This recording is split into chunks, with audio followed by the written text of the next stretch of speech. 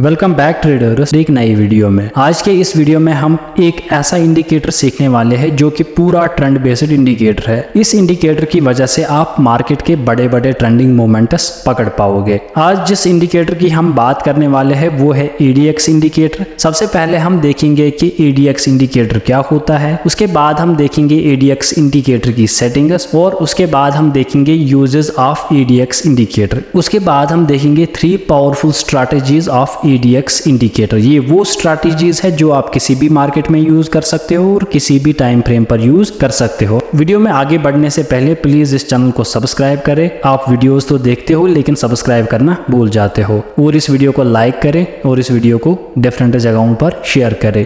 आप मुझे इंस्टाग्राम और ट्विटर पर भी फॉलो कर सकते हैं, लिंक डिस्क्रिप्शन में होगी। चलिए वीडियो को शुरू करते हैं। ADX की अगर हम बात करें तो इसका पूरा नाम है एवरेज डायरेक्शनल इंडेक्स। ADX एक टेक्निकल इंडिकेटर है जिसे आप किसी भी एसेट की ट्रेडिंग में यूज कर सकते हो। वो एसेट एक स्टॉक हो सकता है, क्रिप्टो करेंसी हो सकती है, फॉरेक्स का कोई पेयर हो सकता है, या कोई कमोडिटी हो सकती है। क्योंकि इन एसेट्स के जो प्राइसेस है वो ट्रेंड्स में मूव करते हैं, या तो वो ऊपर जा सकते हैं अप ट्रेंड में, या नीचे जा सकते हैं डाउन ट्रेंड में, या तो वो एक साइडवेज मार्केट में रहते हैं। जो ADX है ये भी एक ट्रेंड रिलेटेड इंडिकेटर है, इसलिए आप इसे किसी भी जगह यूज कर सकते हो और किसी भी टाइम फ्रेम पर यूज कर सकते हो। ADX को डेवलप किया था वेल्स वाइडर ने। वेल्स वाइडर वही शख्स है जिसने RSI और पैराबोलिक SAR को डेवलप किया था। ADX को और एक नाम से भी जाना जाता है या और एक नाम से भी यूज किया जाता है, वो है डायरेक्शनल मोमेंट इंडेक्स। आपने ADX इंडिकेटर को 2 तरह से यूज किया होगा, या तो इसे as a single line use किया होगा जिसे हम ADX लाइन कहते हैं, या तो आपने इसे इन 3 लाइंस में यूज किया होगा जिसे हम कहते हैं DMI यानी कि डायरेक्शनल मोमेंट इंडेक्स। अब हम देखेंगे कि हम ADX या DMI को अपने चार्ट पर कैसे प्लॉट करते हैं और इसकी सेटिंग्स क्या है। इसके लिए आपको ट्रेडिंग में किसी भी चार्ट पर आना है और यहाँ पर आपको इस इंडिकेटर सेक्शन में आना है। इंडिकेटर सेक्शन में आपको इस सर्च में लिखना है ADX। तो यहाँ पर आपको दिख रहा है कि यहाँ पर लिखा है एवरेज डायरेक्शनल इंडेक्स।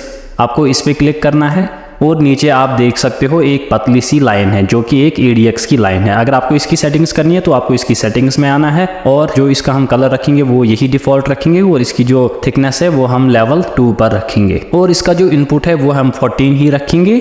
लेकिन अगर आप एक स्कैल्पर हो तो आप ADX स्मूथनिंग में भी 7 लिख सकते हो और DI लेंथ में भी 7 ही लिख सकते हो। ये स्पेशली फॉर स्कैल्पर्स है, लेकिन इस वक्त हम स्कैल्पिंग का नहीं देख रहे तो इस वक्त हम 14 ही रखेंगे। और जो दूसरा DMI, तो यहाँ पर आप देख सकते हो डायरेक्शनल मोमेंट इंडेक्स।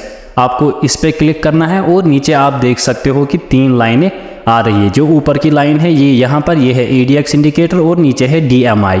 दोनों सेम ही है। आपको क्या करना है, ये आप इस DMI में भी आ सकते हैं और स्टाइल्स में आप +DI और -DI को क्लोज कर सकते हो। बाकी जो यहाँ पर बच रही है ये ADX की लाइन है, लेकिन जो आगे हमारी स्ट्रैटेजीज है उसमें हम +DI और -DI को भी यूज करेंगे। DI का मतलब होता है डायरेक्शनल इंडेक्स। जो यहाँ पर जो +DI है इसका कलर हम ब्लू ही रखेंगे और इसकी थिकनेस हम लेवल 2 पर रखेंगे, और जो नेगेटिव DI है इसका कलर हम रेड रखेंगे और इसकी जो थिकनेस है वो भी हम लेवल 2 पर रखेंगे। और जो ADX की लाइन है इसका हम ऑरेंज कलर रखेंगे और इसकी थिकनेस हम लेवल 3 पर रखेंगे ताकि हमें अच्छे से दिखे। और इसका जो इनपुट है यहाँ पर भी आपको 14 ही रखना है, लेकिन अगर आप एक स्कैल्पर हो तो आपको 7 पीरियड रखना है। तो यहाँ पर हमने देखा कि हम ADX या DMI को अपने चार्ट पर कैसे प्लॉट कर सकते हो।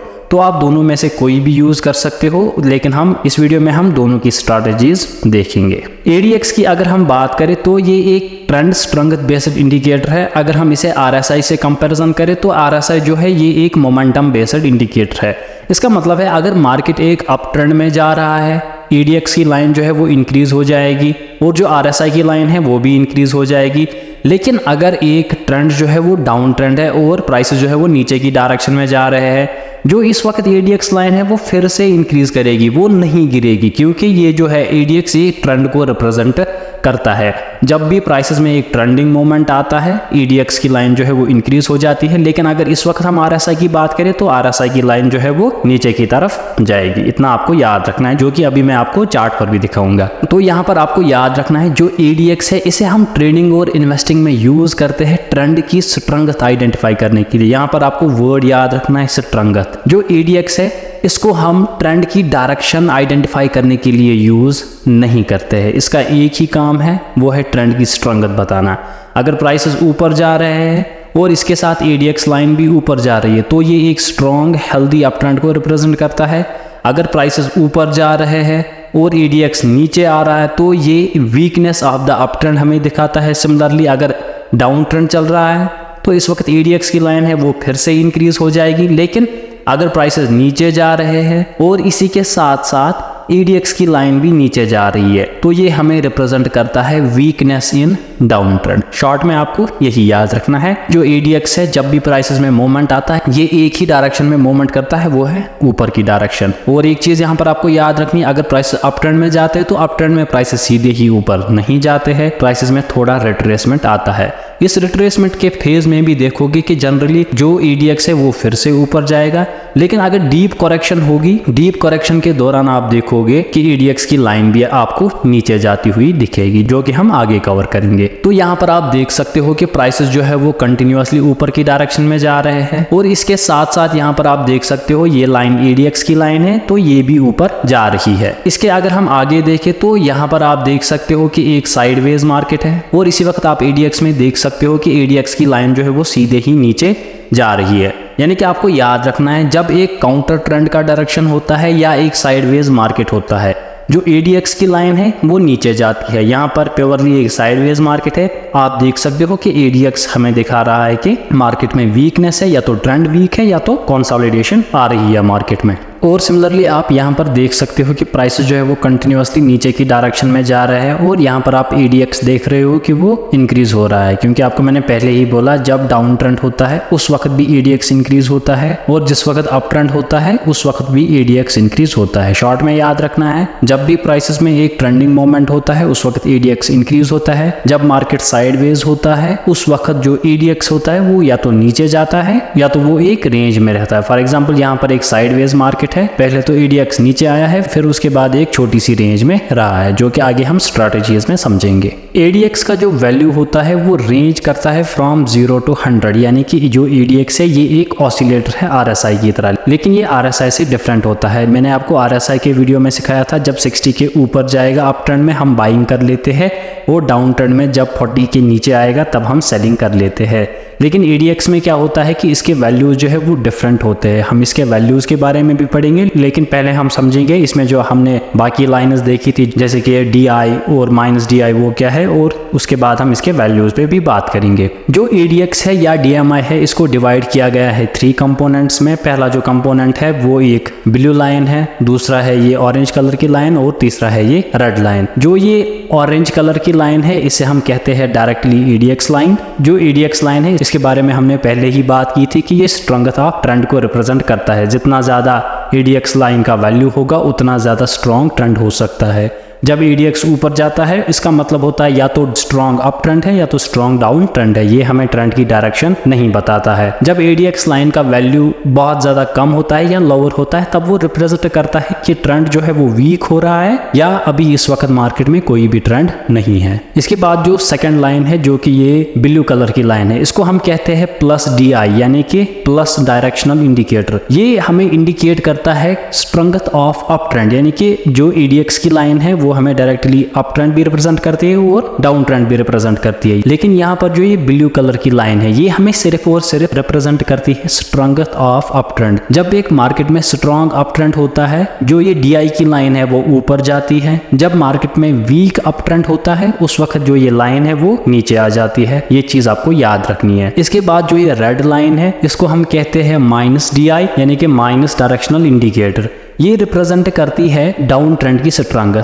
जब ये इंक्रीज हो जाएगा वो रिप्रेजेंट करेगा डाउन ट्रेंड स्ट्रांग है, जब ये डिक्रीज हो जाएगा उस वक्त ये रिप्रेजेंट करेगा कि डाउन ट्रेंड जो है वो वीक हो रहा है। अब इन तीनों चीज़ों को हम स्ट्रैटेजीज में कंबाइन करेंगे। उससे पहले हम ADX के वैल्यूज के बारे में जानेंगे। जब ADX का वैल्यू 25 से ऊपर होता है तो ये स्ट्रॉन्ग ट्रेंड को रिप्रेजेंट करता है। वो ट्रेंड अप ट्रेंड हो सकता है या डाउन ट्रेंड हो सकता है। यहाँ पर आप देख सकते हैं कि मैंने 25 पे एक लाइन ड्रा की है ADX इंडिकेटर के। तो जब भी प्राइसेस जब भी ADX इंडिकेटर 25 से ऊपर जाएगा हम या तो बाइंग के ट्रेड ले लेंगे या तो सेलिंग के ट्रेड ले लेंगे, depends upon the previous trend. अगर ADX का वैल्यू 20 के नीचे है तो ये रिप्रेजेंट करता है वीक ट्रेंड या ये रिप्रेजेंट करता है नॉन ट्रेंडिंग मार्केट को, जिसे हम साइडवेज मार्केट भी कहते हैं।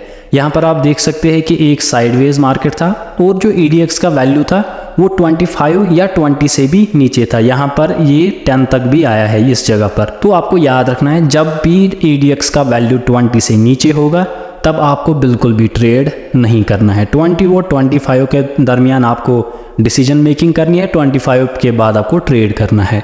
लेकिन जब 20 से नीचे होगा उस वक्त आप ट्रेड नहीं करोगे। खासकर अगर आप एक ऑप्शन बायर हो तो आपको बिल्कुल भी ट्रेड नहीं करना है। तो अब हम इन पॉइंट्स को सम अप करेंगे जिसका आपको स्क्रीनशॉट लेना है। पहला पॉइंट जो कि अभी आपको मैंने बताया कि जब भी 20 से नीचे होगा वो वीक ट्रेंड को रिप्रेजेंट करता है या वो एक साइडवेज मार्केट को रिप्रेजेंट करता है। जब EDX का वैल्यू 20 और 25 के दरमियान होता है वो एक पोटेंशियल ट्रेंड फॉर्मेशन हमें दिखाता है, यानी कि जब अप ट्रेंड की शुरुआत होती है तब जो EDX का वैल्यू आपको दिखेगा वो 20 से 25 के दरमियान दिखेगा। जैसे ही 25 को क्रॉस करेगा आपको बाइंग की पोजीशंस बनानी है। जब EDX का वैल्यू 25 और 50 के दरमियान होता है वो एक स्ट्रॉन्ग ट्रेंड को रिप्रेजेंट करता है। इसमें आप बाइंग या सेलिंग कर सकते हो, डिपेंड्स अपॉन कि प्रीवियस ट्रेंड कौन सा चल रहा है। अगर EDX का वैल्यू 50 है तो ये एक्सट्रीमली स्ट्रॉन्ग ट्रेंड को रिप्रेजेंट करता है। लेकिन यहाँ पर आपको एक चीज़ याद रखनी है, इसके बाद ज़्यादातर EDX जो है वो पीक बनाता है और ट्रेंड रिवर्सल के साइंस हमें दे देता है। इसकी भी बात हम आगे करेंगे। अगर आपको दिख रहा है कि EDX जो है वो राइज हो रहा है वो हमें ट्रेंड की स्ट्रेंथ आइडेंटिफाई करेगा। लेकिन जब भी आपको दिखे कि EDX फॉल कर रहा है उसका मतलब होता है कि एक ट्रेंड जो है वो अपना मोमेंटम लूज कर रहा है। अगर इसने पीक की फॉर्मेशन की होगी तो ये एक ट्रेंड रिवर्सल की भी साइन हमें कर सकता है या एक ट्रेंड वीकनिंग की साइन हमें दिखाता है। अगर मैं आपको इसे आसान भाषा में समझाऊं, अगर आपको दिख रहा है कि एक अप ट्रेंड चल रहा है, अप ट्रेंड में क्या होगा कि EDX जो है वो इंक्रीज हो जाएगा। अगर उसके बाद आपको दिख रहा है कि एक शार्प डाउन ट्रेंड की शुरुआत हो गई तो EDX यहाँ से इंक्रीज अब नहीं होगा, वो पहले नीचे आएगा और जब वो सर्टेन वैल्यू तक आएगा फिर वो फिर से ऊपर चला जाएगा। लेकिन इस बार वो रिप्रेजेंट करेगा स्ट्रॉन्गेस्ट ऑफ डाउन ट्रेंड को। यानी कि हम यहाँ पर देख सकते हैं कि जो EDX है वो हमें ट्रेंड रिवर्सल के भी साइन देता है और जो EDX का सिग्नल है वो हमें RSI से पहले ही मिल जाता है। ये है EDX के सारे यूजेस, इसका आपको स्क्रीनशॉट उठाना है और अब हम इन्हीं सारी चीज़ों को अपनी स्ट्रैटेजीज में भी देखेंगे। अब हम बात करेंगे EDX की स्ट्रैटेजीज की। जो हमारी सबसे पहली स्ट्रैटेजी है इसे हम कहते हैं ट्रेंड फॉलोइंग स्ट्रैटेजी, जो कि सबसे इजी स्ट्रैटेजी है और सबसे ज़्यादा वर्क करती है। इसमें क्या आपको देखना है, आपको बाई सिग्नल तभी लेना है जब भी EDX 25 के ऊपर जाएगा, लेकिन ये वाला सिग्नल आपको तभी लेना जब प्राइसेस अप ट्रेंड में होंगे। यानी कि प्राइसेस जो है वो कंटिन्यूसली हायर हाइज और हायर लोज का पैटर्न बना रहे हैं और उसी के साथ जो EDX है वो इंक्रीज हो रहा है। आपको 25 पे एक लाइन ड्रा करनी है।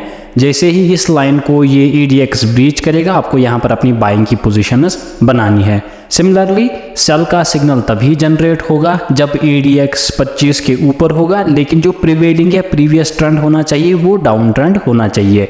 यानी कि जब प्राइसेस कंटिन्यूसली लोअर हाइज और लोअर लोज का पैटर्न बनाएगा और उसी के साथ आपको दिख रहा है कि EDX जो है वो ऊपर जा रहा है। ये जैसे ही 25 लाइन को क्रॉस करेगा आपको यहाँ पर अपनी सेलिंग की पोजीशंस बनानी है, फिर आपको यहाँ पर बेस्ट रिजल्ट्स मिलेंगे। यहाँ पर जो आपका रिस्क टू रिवार्ड रेशो होता है वो मिनिमम 1:2 से लेकर 1:4 तक होता है। अब हम इस स्ट्रैटेजी को रियल चार्ट पर देखेंगे। यहाँ पर आप देख सकते हैं कि मैंने बैंक निफ्टी का चार्ट जो है वो 15 मिनट्स टाइम फ्रेम पर खोला है और इस पर मैंने पहले ही EDX इंडिकेटर ड्रा करके रखा है। तो सबसे पहले आपको ड्रा करनी है 25 पे EDX की लाइन। तो इसके लिए मैं यहाँ पर आऊँगा। तो यहाँ पर आप देख सकते हैं कि मैंने 25 पे एक लाइन ड्रा की है जो कि 25.07 है, तो इतना चलता है। तो यहाँ पर आप देख सकते हैं पहला ट्रेंड जो था प्राइसेस में वो एक डाउन ट्रेंड था और जैसे ही इस जगह पर आप देख सकते हो कि EDX लाइन ने इस 25 लाइन को ऊपर की तरफ ब्रीच किया है इस कैंडल पर, तो इस कैंडल पर आपकी सेलिंग की पोजीशंस बन सकती थी। ये ट्रेड आप ऑप्शन में कर सकते थे। सिमिलरली यहाँ पर भी आप देख सकते हैं कि EDX लाइन जो है वो 25 लाइन को क्रॉस कर रही है ऊपर की तरफ इस कैंडल में, तो यहाँ पर भी आप अपनी सेलिंग की पोजीशंस बना सकते हैं। तो यहाँ पर आपको ये चीज़ ध्यान रखना है कि यहाँ पर सिर्फ आप EDX की हेल्प से सेलिंग की पोजीशंस बना सकते थे, यहाँ पर आप अपनी बाइंग की पोजीशंस नहीं बना सकते क्योंकि जो प्रिवेलिंग ट्रेंड है यहाँ पर वो डाउन ट्रेंड है। ये जो यहाँ पर फिर आप देख सकते हो कि नेक्स्ट डे जो मोमेंट आया है वो ऊपर की तरफ मोमेंट आया है। तो इस मोमेंट को कैप्चर करने के लिए आपको EDX के ट्रेंड रिवर्सल सिग्नल्स को पकड़ना सीखना होगा। जैसे कि मैंने पहले ही बात की, इसने यहाँ पे स्पाइक दे दी और उसके बाद आप देख सकते हो प्राइसेस थोड़ा थोड़ा ऊपर होने लगे तो ये एक ट्रेंड रिवर्सल का साइन या तो एक साइडवेज मार्केट का सिग्नल होता है। तो इस हिसाब से भी आप इसके सिग्नल्स ले सकते हैं। अगर हम बाइंग सिग्नल की बात करें तो यहाँ पर आप देख सकते हो कि प्राइसेस जो है वो कंटिन्यूअसली ऊपर की डायरेक्शन में जा रहे थे।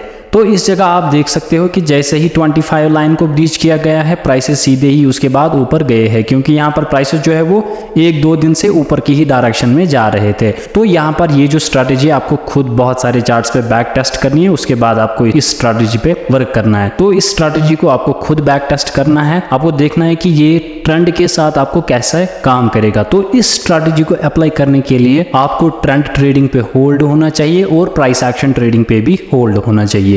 जो हमारी EDX की सेकंड स्ट्रैटेजी है, इसमें हम EDX in range bound markets देखेंगे। मैंने आपको ये चीज़ सबसे पहले ही क्लियर की थी, जब एक कंसोलिडेशन मार्केट होता है या एक साइडवेज मार्केट होता है, EDX के साथ दो चीज़ें होती है, या तो वो EDX गिरता है या तो वो एक रेंज में रहता है। तो जब भी आपको ये चीज़ें दिखी तो आपको फिल्टर आउट अपना ट्रेड करना है कि मुझे इस वक्त ट्रेड नहीं करना है। वो जो आपने आज तक सुना होगा कि आपको साइडवेज मार्केट में सपोर्ट पे बाय करना है, रेजिस्टेंस पे सेल करना है, वो एक एक्सपीरियंस ट्रेड ही कर सकता है, जिससे स्टॉप लॉस हंटिंग का कॉन्सेप्ट होता है। अगर आप एक नॉर्मल ट्रेडर हो, बिगनर ट्रेडर हो, तो आपको मैं कभी भी सजेस्ट नहीं करूंगा साइडवेज मार्केट को ट्रेड करना। यहाँ पर मैं ये ऐड करना चाहूँगा कि EDX एक स्ट्रॉन्ग इंडिकेटर है, लेकिन ये EDX तभी वर्क करता है जब आपको ट्रेंड ट्रेडिंग का कॉन्सेप्ट होता है। ट्रेंड ट्रेडिंग वाहिद एक चीज़ मार्केट में है जो आपको सक्सेसफुल बना सकती है आपकी ट्रेडिंग करियर में, और कोई भी स्ट्रैटेजी आपको सक्सेसफुल नहीं बना सकती। यहाँ पर इस वक्त जो हम EDX इंडिकेटर सीख रहे हैं, ये भी आपको ट्रेंड ट्रेडिंग में ही हेल्प करता है। तो शॉर्ट में आपको यहाँ पर ये चीज़ याद रखनी है, जब भी आपको दिखे एक रेंज बाउंड मार्केट या साइडवेज मार्केट बन रहा है और EDX जो है वो गिर रहा है या तो एक रेंज में है, यानी कि 25 से नीचे या 20 से नीचे है, तो आपको बिल्कुल भी ट्रेड नहीं करना। ये आपको हेल्प करता है चॉपी मार्केट्स को अवॉइड करने के लिए। और जो हमारी नेक्स्ट स्ट्रैटेजी है, इसमें हम देखेंगे प्लस DI और माइनस DI क्रॉसओवर की स्ट्रैटेजी। जो प्लस DI होता है ये हमें सजेस्ट करता है स्ट्रेंथनिंग ऑफ अप ट्रेंड, और माइनस DI हमें सजेस्ट करता है स्ट्रेंथ ऑफ नेगेटिव ट्रेंड यानी कि डाउन ट्रेंड।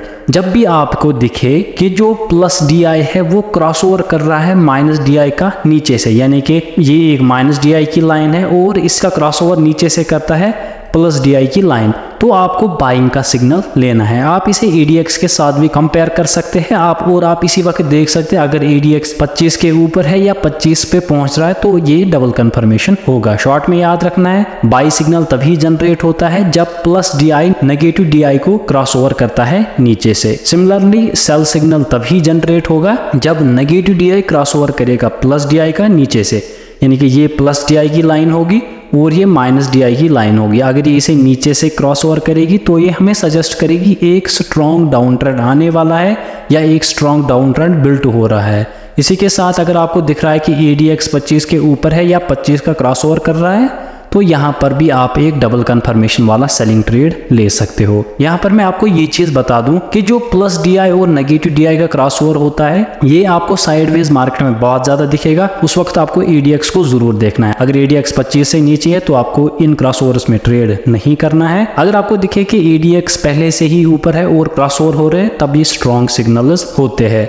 और एक बात, जो प्लस DI और माइनस DI का क्रॉसओवर होता है ये आपको अर्ली एंट्रीज देता है इन कंपैरिजन विद EDX। अगर आप एक ट्रेंड ट्रेडर हो तो आप इसे पकड़ सकते हो, वरना अगर आप एक बिगनर हो तो आप इसे EDX से ही कंफर्म कर सकते हो। अब हम इस स्ट्रैटेजी को अपने चार्ट पर देखेंगे। इस स्ट्रैटेजी को अप्लाई करने के लिए सबसे पहले आपको EDX पे 25 पे एक लाइन ड्रा करनी है। उसके बाद आपको DMI इंडिकेटर भी अपने चार्ट पे डालना है, यानी कि डायरेक्शनल मूविंग इंडेक्स। तो इसकी आपको यहाँ पर सेटिंग करनी है। सबसे पहले आपको यहाँ पर जो ये EDX दिख रहा है स्टाइल में, आपको इसे क्लोज करना है क्योंकि EDX लाइन हमने पहले से ही ऊपर ड्रा करके रखी है। अब हम यहाँ पर क्रॉसओवर देखेंगे तो यहाँ पर आप देख सकते हो कि यहाँ पर जो नेगेटिव DI है यानी कि जो रेड लाइन है ये क्रॉसओवर कर रहा है इस ब्लू वाली लाइन का जो कि प्लस DI है ऊपर की तरफ, यानी कि यहाँ पर ये एक सेलिंग सिग्नल है। अगर मैं इसे मार्क करूँ तो ये हमें इस कैंडल में सेलिंग सिग्नल दिखा रहा है। मैंने पहले ही कहा अगर आपको ट्रेंड की समझ है तो आप इस ट्रेड को ले सकते हो, लेकिन अगर आपको ट्रेंड को जल्दी ट्रेड करना नहीं आता है तो यहाँ पर आपका EDX देखना है। अगर मैं इसी वक्त EDX को देखूं तो EDX 12 पर है, तो यहाँ पर मैं EDX के हिसाब से एंट्री नहीं ले सकता था। जैसे ही इस कैंडल में ADX 25 लेवल को क्रॉस कर रहा है तो यहाँ पर मैं अपनी सेलिंग की पोजीशंस बना सकता था। तो ये ट्रेड भी आप ले सकते हो। यहाँ पर आप देख सकते हो कि मल्टीपल टाइम्स यहाँ पर आप प्लस DI और नेगेटिव DI का क्रॉस ओवर होना है, तो यहाँ पर आपको ट्रेड नहीं करना है। और इसको कंफर्म आप कर सकते हैं ADX से। यहाँ पर आप देख सकते हैं कि ADX जो है वो कंटिन्यूअसली 25 लाइन से नीचे है। अगर हम इसे पीछे देखें और बैक टेस्ट करें, यहाँ पर भी आप देख सकते हैं एक नेगेटिव क्रॉस ओवर हो रहा है। अगर मैं इसको मार्क करूं तो ये वाला कैंडल है, ये ट्रेड कंफर्म हुआ है इस कैंडल में जब ADX ने हमें यहाँ पर सिग्नल दिया है कि ये 25 से ऊपर गया है। सिमिलरली यहाँ पर भी आप सिग्नल देख सकते हो, ये बाइंग का सिग्नल है क्योंकि यहाँ पर ब्लू लाइन ने रेड लाइन को ऊपर की तरफ क्रॉस किया, क्योंकि यहाँ पर मार्केट क्लोज हुआ है और नेक्स्ट दिन गैप अप खुला है। तो ये वाले सिग्नल्स तो आपको नहीं लेने हैं।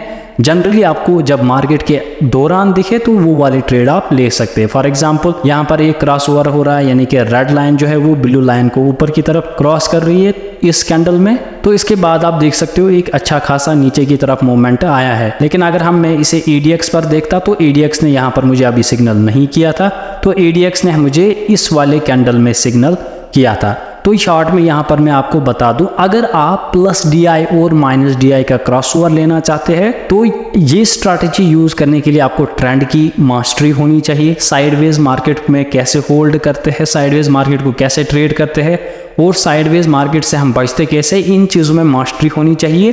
क्योंकि साइडवेज मार्केट में सबसे ज़्यादा स्टॉप लॉस हंटिंग होती है और जो सबसे ज़्यादा ट्रेडर्स लॉस करते हैं पैसा, वो लॉस करते हैं ट्रेंडिंग मार्केट में।